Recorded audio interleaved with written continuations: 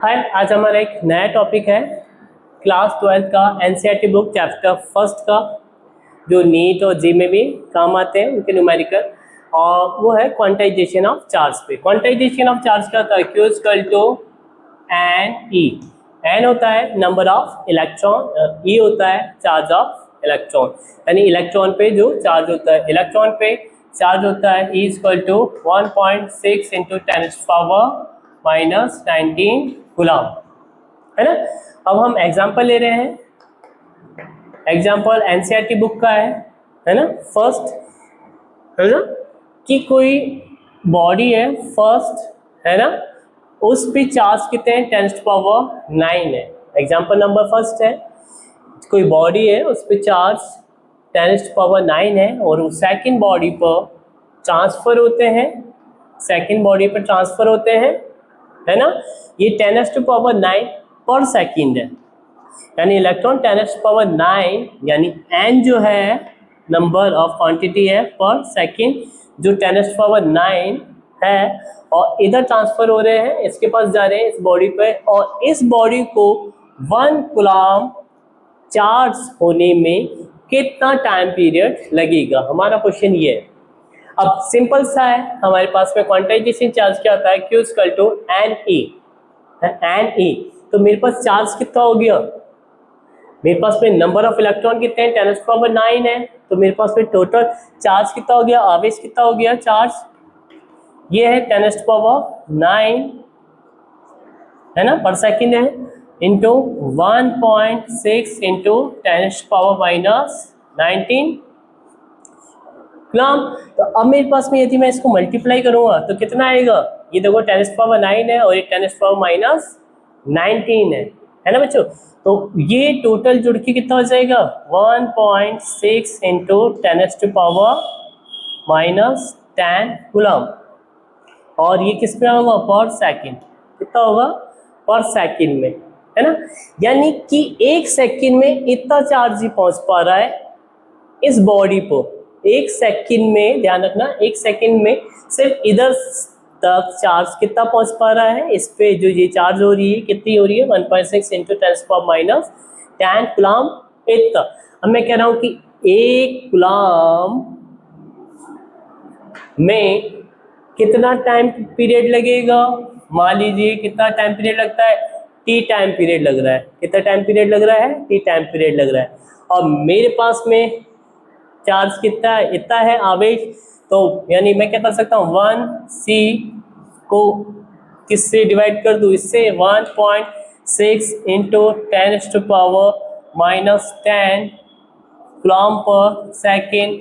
तो ये मेरा टाइम पीरियड किस में आ जाएगा, इन सेकेंड, है ना बच्चों।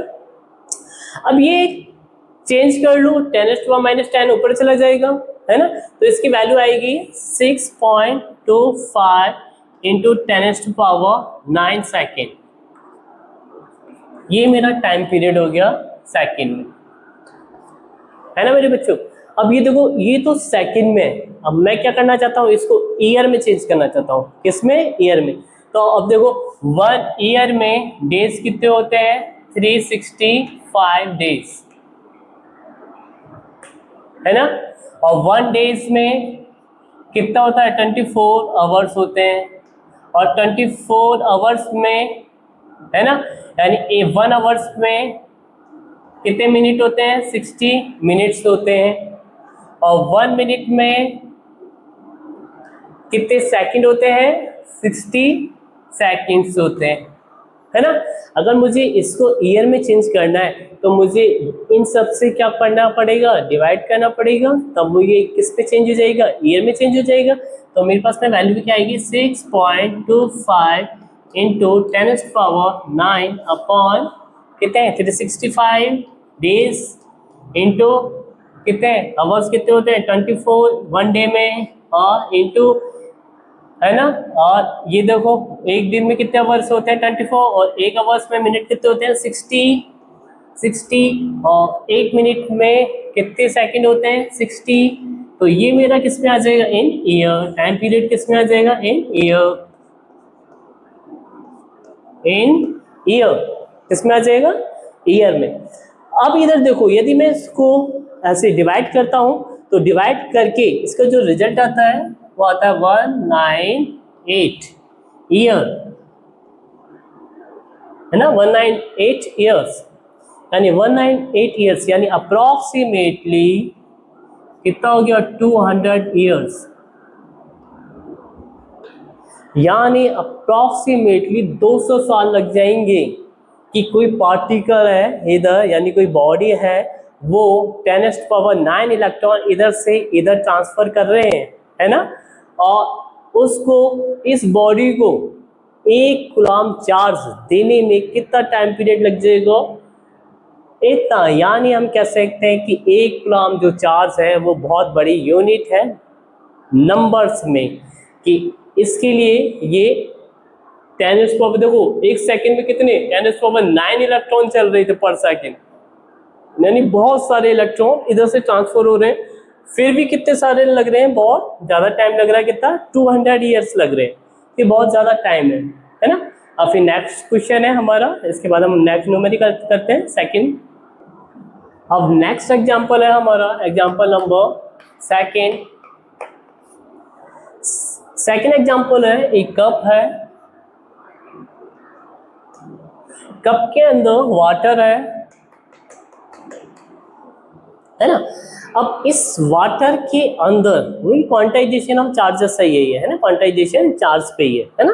तो ये भी उसी का एग्जांपल है क्वांटाइजेशन ऑफ चार्ज का। ये एक कप है, कप के अंदर हमारा क्या है, वाटर है, वाटर का स्ट्रक्चर क्या होता है, H2O, यानी हाइड्रोजन, यानी 8 इसमें प्रोटॉन होते हैं, है ना, और एंड 8 ही कितने होते हैं, इलेक्ट्रॉन्स होते हैं, है ना। और हाइड्रोजन क्या है, हाइड्रोजन में 1 इलेक्ट्रॉन्स होता है और 1 प्रोटॉन होता है ना। तो अब क्वेश्चन ये है कि इस जो वाटर है, ये जो गिलास वाटर है, एक गिलास वाटर, ये सेकंड क्वेश्चन है एनसीईआरटी बुक का। ये जो वाटर है, वाटर के अंदर हमारा जो पानी है, जो है ना, वाटर है ना, पानी है, उसमें कितने इलेक्ट्रॉन्स एंड कितने प्रोटॉन्स है, यानी क्वेश्चन है इलेक्ट्रॉन्स कितने हैं, number of electrons and protons, question mark, number of electrons and protons कितने। सिंपल सा है। अभी देखो हमारे पास में हाइड्रोजन जो है ना, ये 8 प्रोटॉन होते हैं और 8 ही क्या होते हैं, इलेक्ट्रॉन होते हैं। तो टोटल हमारे पास में हाइड्रोजन कितने हैं, 2 हाइड्रोजन्स हैं, कितने हैं, 2 हाइड्रोजन्स हैं। तो कितने हो जाएंगे, 2 इलेक्ट्रॉन्स हो जाएंगे एंड 2 प्रोटॉन्स हो जाएंगे। ऑक्सीजन कितना है, 1 है, तो 8 इलेक्ट्रॉन्स हो जाएंगे एंड 8 प्रोटॉन हो जाएंगे, है ना। टोटल नंबर ऑफ इलेक्ट्रॉन्स कितने हो गए हमारे पास में, 10 इलेक्ट्रॉन्स हो गए एंड 10 प्रोटॉन्स हो गए, यानी नंबर ऑफ इलेक्ट्रॉन और प्रोटॉन जो है हमारे 10 है। एक स्ट्रक्चर की बात हो रही है, एक एटम की छोटे से एक एटम की, इस पानी के, है ना, एक एटम की जो बन रहा है, यानी जो एटम मतलब इसका स्ट्रक्चर, यानी H2O का जो पार्टिकल है ना, जो आपस में मिक्सअप में हो रहे हैं, उसका मीन है, मतलब वो है ये H2, यानी ये H2O, क्लियर। वो कितने हैं उसमें, 10 इलेक्ट्रॉन है एंड 10 प्रोटॉन है। तो अब इधर देखो, सिंपल सा, इस जो कप में जो वाटर आता है ना, अप्रोक्सीमेटली, है ना, वो कितना आता है, एक कप में जो वाटर आता है अप्रोक्सीमेटली जो वेट होता है उसका 250 ग्राम के आसपास होता है। कितना होता है, 250 ग्राम के आसपास, है ना, क्लियर। और मॉलिक्यूलर वेट जो होता है वो, है ना, वो कितना होता है, 18 ग्राम के आसपास। कितना होता है, 18 ग्राम के आसपास में, अगर, है ना।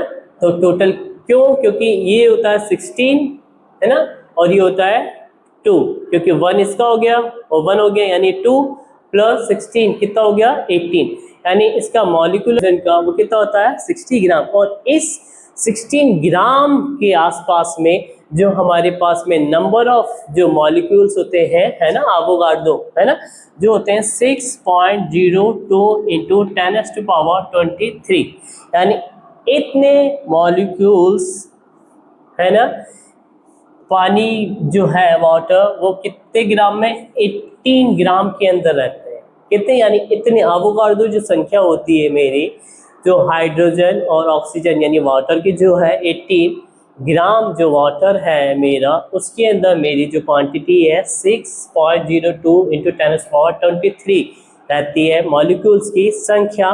तो मेरे पास में 1 ग्राम के अंदर कितनी रहेगी, 1 ग्राम के अंदर, ये कंडीशन है कि एवोगाड्रो संख्या जो मॉलिक्यूलर होता है ना वेट इसका, उसके इक्वल होती है। मॉलिक्यूलर वेट क्या होता है 18 ग्राम, तो एवोगाड्रो संख्या कितनी हो जाएगी 6.02 इंटू 10⁻23। तो 1 ग्राम के अंदर कितने आ जाएंगे मेरे पार्टिकल्स, ये, यानी 1 ग्राम में कितना हो जाएगा, ये इसके नीचे चला जाएगा 6.02 इंटू 10⁻23 अपॉन 18, है ना। और लेकिन मेरे पास में टोटल जो वाटर होता है एक कप में, एक कप के अंदर कितना आता है 250 ग्राम आता है। कितना आता है 250 ग्राम। तो मैं यदि इधर 250 ग्राम लूँ सपोज, है ना, ये तो 1 में तो ये हो गया, अगर 250 ग्राम लेंगे इधर तो कितने मॉलिक्यूल्स हो जाएंगे, इसको किससे मल्टीप्लाई करना रहेगा 250 ग्राम से, इससे 250 ग्राम से, क्योंकि 250 ग्राम में मेरे पास में इतने नंबर ऑफ क्या हो जाएंगे मॉलिक्यूल्स हो जाएंगे। तो मेरे पास में ये जो नंबर होंगे, है ना, इतने, है ना, नंबर्स हो जाएंगे, क्या हो जाएंगे नंबर्स हो जाएंगे, ये n यानी इतने मॉलिक्यूल्स हो जाएंगे, पार्टिकल्स, है ना, यानी मॉलिक्यूल्स। तो अब इसको हम सॉल्व करेंगे तो मेरे पास में जो वैल्यू आएगी वो हमारे किसको रिप्रेजेंट करेगी, n को। किसको रिप्रेजेंट करेगी, है ना, n को, है ना। अब ये तो हो गया हमारा ये सिंपल। और हमारे पास में क्वांटाइजेशन ऑफ चार्ज पे जाओ। क्वांटाइजेशन चार्ज क्या होता है Ne, कितना Ne, है ना। ये तो सिर्फ, है ना, इतने ग्राम हमारे वाटर में रिप्रेजेंट कर रहा था कि ये इसमें, लेकिन इस वाटर के अंदर, हमारे स्ट्रक्चर के अंदर 10 इलेक्ट्रॉन्स और 10 प्रोटॉन्स हैं। कितने, 10 इलेक्ट्रॉन्स और 10 प्रोटॉन्स हैं। क्लियर।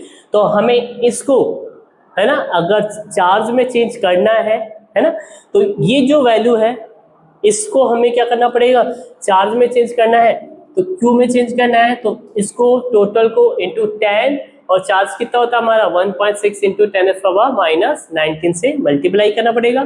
तो हमारा ये जो होगा उतने ही इलेक्ट्रॉन और उतने ही प्रोटॉन में चेंज हो जाएगा, यानी 6.02 इंटू 10⁻23 इंटू 250 अपॉन 18 इंटू कितने हैं 10 ही इलेक्ट्रॉन है, 10 ही प्रोटॉन है, तो मैं 10 इलेक्ट्रॉन की बात कर लूँ, है ना, यानी नंबर ऑफ जो इलेक्ट्रॉन्स होंगे, नंबर ऑफ इलेक्ट्रॉन्स जो होंगे, है ना, नंबर ऑफ इलेक्ट्रॉन्स जो होंगे वो क्या होंगे, ये होंगे, है ना, 10 इंटू 1.6 इंटू 10⁻⁻19।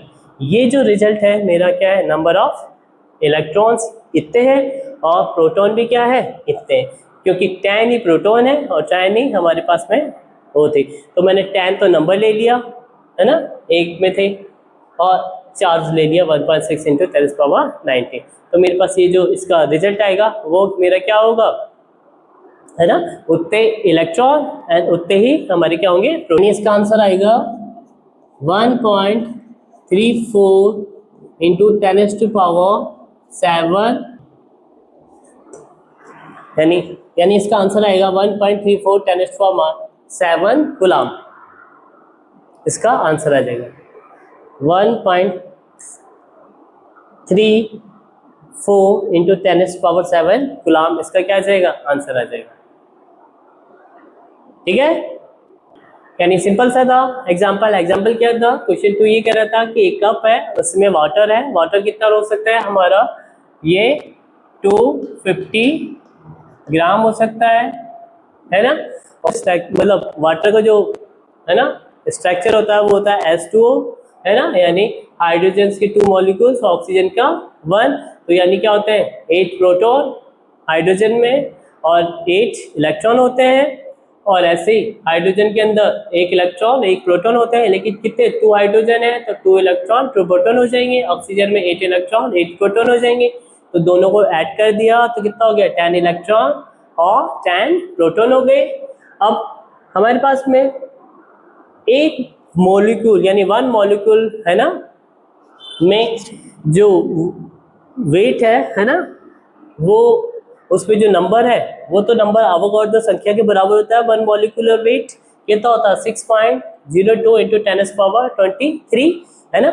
और जो वाटर का 1 मॉलिक्यूलर वेट जो होता है, इसमें जो वेट होता है वो होता है 18 ग्राम के आसपास में। अब मैं क्या निकालना चाहता हूँ 1 ग्राम में निकालना चाहता हूँ, तो 1 ग्राम के लिए इधर मैंने क्या कर दिया 18 से डिवाइड कर दिया तो मेरे पास में आ जाएगा। और फिर मैंने क्या कर दिया 250 ग्राम यानी 250 ग्राम लेना चाहता हूँ, तो 250 ग्राम से मैंने इससे क्या कर दिया इसको मल्टीप्लाई कर दिया बच्चों। अब फिर मेरे पास में ये क्या आ गया एक तरह से यानी 250 यानी मेरे पास में 250 है ना ग्राम के अंदर है ना मॉलिक्यूलर आ गए, यानी इतने मॉलिक्यूल्स आ गए मेरे, क्लियर है ना।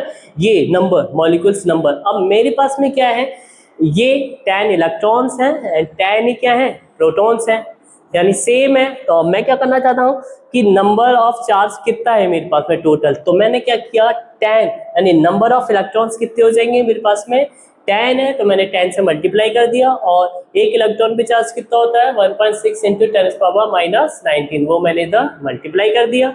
मल्टीप्लाई के बाद में क्या हो जाएगा इसकी जो वैल्यू आएगी वो आएगी 1.34 इंटू 10⁻7 कूलम। उसको मैंने काट दिया, जो आ रहा है आंसर है ना ये देखो ये और ये है ना कैंसिल हो जाएगा है ना 10⁻19 और ये तो कम से कम ये अप्रोक्सीमेटली 10⁻7 है ना, और ये 1.34 के आसपास में, यानी ये जो मेरी वैल्यू आएगी 1.34 इंटू 10⁻7 कूलम के आसपास आएगी। अब नेक्स्ट न्यूमेरिकल करेंगे अपन।